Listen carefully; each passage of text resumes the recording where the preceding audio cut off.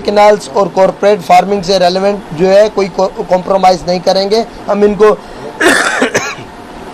लेके चलेंगे और जब तक ये ख़त्म नहीं होते तब तक हम स्टेप बैक नहीं करेंगे।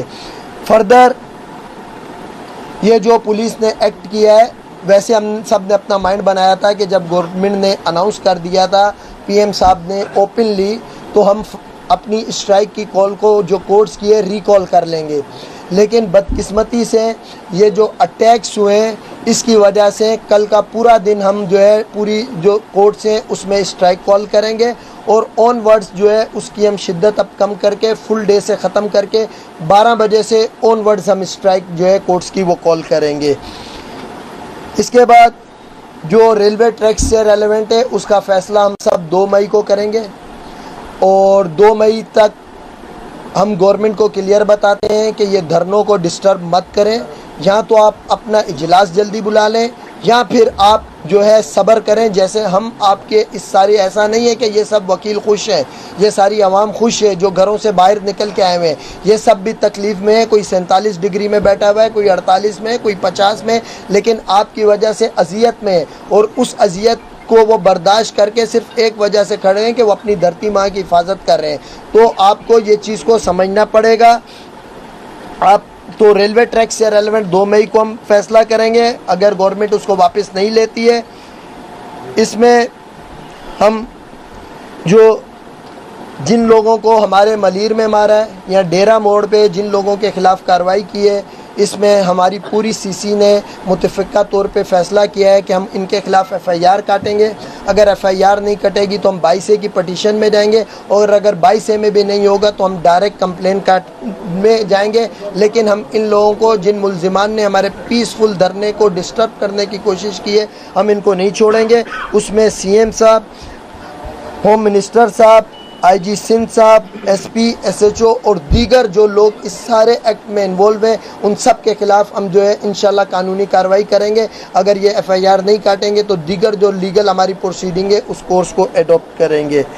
और इसमें एक और चीज़ जो फर्दर सरफराज भाई बात करेंगे, जिस पे हम सब एक पेज पे CM साहब ये मैसेज दे रहे हैं कि एक शख्स को छोड़कर आप एक बात क्लियरली समझ लें कि हम सब एक हैं और हम जब भी कोई काम करते हैं एक दूसरे की मुशावरत से करते हैं। जिस दिन आपका डेलीगेशन आया था, एक वक्त में हमारे पास 2 डेलीगेशन आए हुए थे, एक फेडरल गवर्नमेंट का आया हुआ था, एक प्रोविजनल का।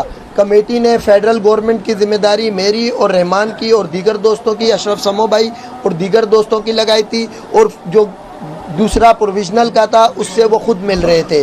तो हमें गवर्नमेंट से मिलने में, बात करने में कोई एतराज़ नहीं है, हमारे डोर्स ओपन है। लेकिन हमारा जो 6 कैनाल्स का इशू है, इस पे हम 0 टॉलरेंस रखते हैं, किसी किस्म की बात नहीं करेंगे। और फर्दर जो कॉरपोरेट फार्मिंग का है, और ये जो हमारे दोस्त नाराज़ हुए थे बेसिकली, इन्होंने जो डेलीगेशन आया था, ये शायद हम उसमें चले जाते, उस डेलीगेशन से ये कहा था कि ये कॉरपोरेट फार्मिंग जो लाखों एकड़ ज़मीन है जिसकी बंदर बांट हो रही है और जो कि आपने किसी ख़ास लोगों को दे दिए, इसको फौरी तौर पे कैंसिल करें। और ये सब्जेक्ट प्रोविजनल गवर्नमेंट का है, लेकिन प्रोविजनल गवर्नमेंट के लोगों की तरफ से उनको कोई अच्छा रिस्पॉन्स नहीं मिला, जिसकी वजह से ये फर्दर इन्होंने डिसीजन लिया कि हम बाकी हर बंदा, मौलाना राशिद सुमरो साहब ने कल शिकवा किया, राशिद सुमरो साहब हम आपके साथ हैं, हम माजरत चाहते हैं, हम में कोई मिसकम्युनिकेशन हो गई, हम आपके धरने में ज़रूर पार्टिसिपेट करते हैं और हम हर उस धरने में पार्टिसिपेट करेंगे, इवन पीपल्स पार्टी का भी हो, जो 6 कैनाल्स के ख़िलाफ़ है,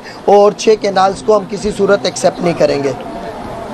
फर्दर जो है, जो हमारा लाया अमल है, वो सरफराज भाई और हमारे वाइस चेयरमैन शफकत रहीम भाई डिस्कस करेंगे।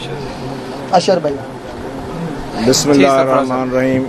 देखें, सबसे पहले तो हुकूमत से की तरफ से और कुछ और कार्नर से हमें डिवाइड करने के लिए मुख्तलिफ़ किस्म के बयानात दिए जा रहे हैं। हम उनको शदीद कंडेम करते हैं, शदीद अल्फाज में उनकी मज़म्मत करते हैं और हम इस चीज़ को वाज़ेह करते हैं कि तमाम सिंध की वकला बरादरी एक जान है, और आपस में बाहमी मशावरात के साथ सारे फैसले लिए जाते हैं।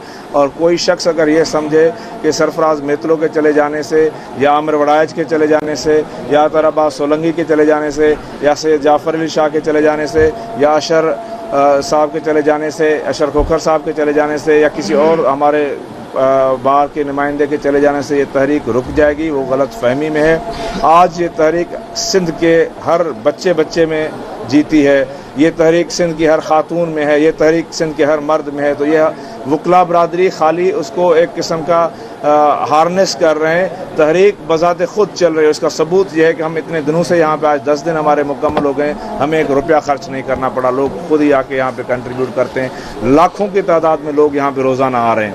तो ये इस चीज़ को हम बिल्कुल वाज़ेह कर देना चाहते हैं कि ये यहाँ पे कोई -1, -2, -3 फार्मूला नहीं चलेगा। ये वकला बरादरी जब तक हमारे दोनों मुतालबात, हमारा जो मुतालबात हैं उसमें 6 कैनाल और कारपेट फार्मिंग, जब तक हमारे ये दोनों मुतालबात नहीं मंजूर किए जाते, न यहाँ से कोई धरना हटेगा, न हम किसी और बात पे राज़ी होने के लिए तैयार हैं। तो ये और एक और बात, जैसे आमिर नवाज वड़ाइच साहब ने कहा कि हम तमाम सियासी जमातों के जो हमारे साथ इस काज पे खड़े हैं 6 कैनालों और कारपेट फार्मिंग के ऊपर, उसमें जाने के लिए तैयार हैं और हम उनको पार्टिसिपेट करेंगे। हमारे पास एक और दावत मौलाना राशिद महमूद सुमरो साहब का कल जलसा है गम्बट का, तो मैं उसमें हमारी तरफ से अतर अब्बास सोलंगी साहब जाएंगे, उनको हम यहाँ से डिप्यूट कर रहे हैं कि ये वो धरना कल अटेंड करेंगे हमारी तरफ से, उनका जो जलसा है और वहाँ पे वकला की पार्टिसिपेशन। तो हमारी तरफ जो भी बाज़ाब्ता कोई भी दावत आएगी तो हम उसको ज़रूर पार्टिसिपेट करेंगे, बशर्ते कि वो शख्स उस साजिश का हिस्सा ना हो जो कि ये कारपेट फार्मिंग कर रही है, जो कि कैनाल बना रहे हैं। आप कैनाल भी बना रहे हैं, उसके खिलाफ धरना भी दे रहे हैं और हमें कह रहे हैं कि आप हमारे साथ शामिल हो। ये नहीं हो सकता। आप दो टोक होके, सीधे होके खड़े हो हमारे साथ, हम आपके साथ कंधा कंधा मिला के खड़े, क्योंकि वकला को क्रेडिट की कोई लोड़ नहीं। हमें कारा कोर्ट हमारे लिए बहुत बड़ा क्रेडिट है, अल्लाह ताला ने इसकी बहुत इज्जत की है।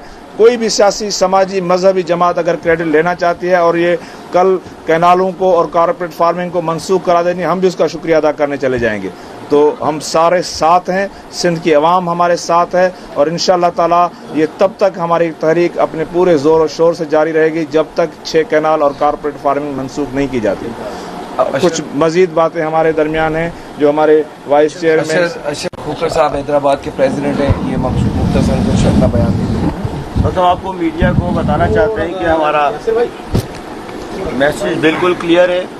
12 अप्रैल के कन्वेंशन में जो 4 नुकात के ऊपर हम सब मुत्तहिद हुए थे, तमाम वकला पूरे सिंध की बारे, उसके अंदर हमने 2 को, कैनाल्स को और जो है अपना कॉर्पोरेट फार्मिंग को प्रायोरिटाइज किया था। इसके अंदर हमने जो है ना डायलॉग कमेटी है हमारी, इसके अंदर किसी इंडिविजुअल का कोई कंसर्न, कोई सबका फैसला होता है सीसी के बाद। इसके अंदर जो है अब हमारा जो डायलॉग उसी सूरत में होगा कि जब सिंध गवर्नमेंट या वफाक जो है हमें नोटिफिकेशन लाके देती है कि उन्होंने ये 6 के 6 कैनाल मनसूख कर दिए हैं, उसके बाद जो है हमारी सीसी के अंदर ये फैसला आएगा, जैसे कि आमिर भाई ने पहले भी बताया था। उसके बाद हम जो है ना डिस्कस करके मजीद डायलॉग की पोजीशन में आएंगे। अदरवाइज जो है 0 टॉलरेंस से इस कैनाल के ऊपर जो है ना हमारी कोई कॉम्प्रोमाइज़ नहीं है, कोई हमारी जो है ना निगोसिएशन नहीं होगी अनटिल अनलेस हमारे पास नोटिफिकेशन नहीं आता। शफकत रहीम साहब वाइस चेयरमैन सिंध। मैं एक बात साथ में ऐड करता चलूं कि यहाँ पे एक मिनट, एक बात मैं ऐड करता चलूं कि हमारे चूँकि सिंध गवर्नमेंट के सवाबदीद है कारपेट फार्मिंग को मनसूख करना, 2 तारीख तक चूँकि CCI की मीटिंग भी है तो हम इस पे CM हाउस के सामने धरना देने को, इस वजह से हम 2 तारीख के बाद उसका भी फैसला करेंगे कि अगरचे इसी टाइम के अंदर उन्होंने कारपेट फार्मिंग को भी मनसूख नहीं किया तो हम CM हाउस के सामने भी धरना देंगे और ये हमारी जद्दोजहद जारी रहेगी।